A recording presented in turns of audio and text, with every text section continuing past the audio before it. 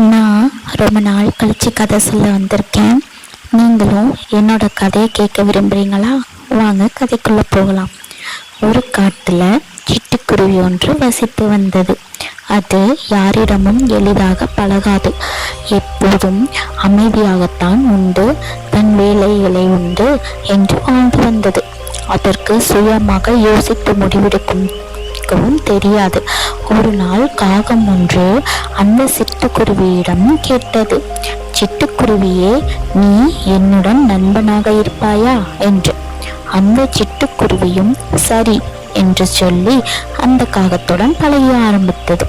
அப்போது சிட்டுக்குருவியிடம் மற்ற பறவைகள் கூறினார்கள், சிட்டுக்குருவியே, நீ காகத்துடன் பழகாதே, நிச்சயம் ஒரு நாள் உனக்கு ஏதாவது பிரச்சனையை அந்த காகம் கொண்டு தரும் என்றார்கள்.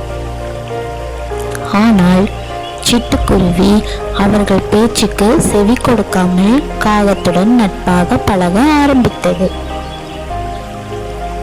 நாட்கள் கடந்தன. அப்போது ஒரு நாள் காகம் சிட்டுக்குருவியிடம் கேட்டது, நண்பா, நாங்கள் வெளியே செல்கிறோம், நீ எங்களுடன் வருகிறாயா என்று. சிட்டுக்குருவியும் சரி, நானும் வருகிறேன் என்று அந்த காகங்களுடன் சென்றது. அந்த காகங்கள் அருகில் இருந்த ஒரு சோள வயலில் புகுந்து அங்கு இருந்த அனைத்து சோள வகைகளையும் கொத்தி கொத்தி திங்க ஆரம்பித்தன.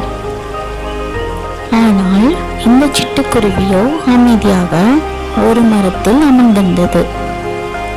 அந்த காகங்கள் சோளம் உண்ணுவதை பார்த்து கொண்டிருந்தது இந்த சிட்டுக்குருவி. அப்போது திடீரென்று ஒரு விவசாய நிலத்தின் உரிமையாளர் ஓடி வந்தார்.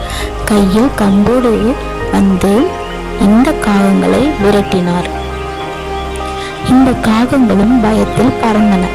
அந்த காகங்கள் சிட்டுக்குருவியை தனியாக விட்டு பறந்து சென்றன.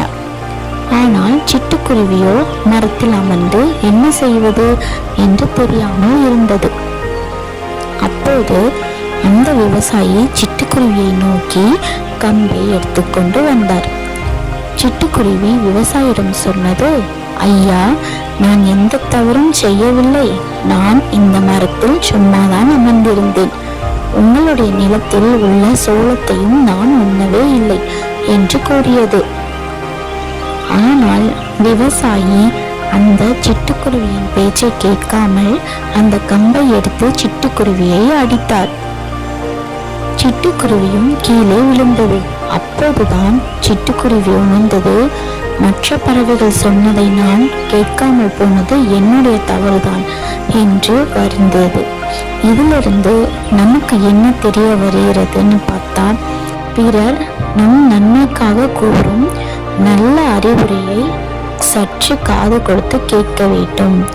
இதுதான் இந்த கதையிலிருந்து நம்ம தெரிஞ்சுக்க வேண்டிய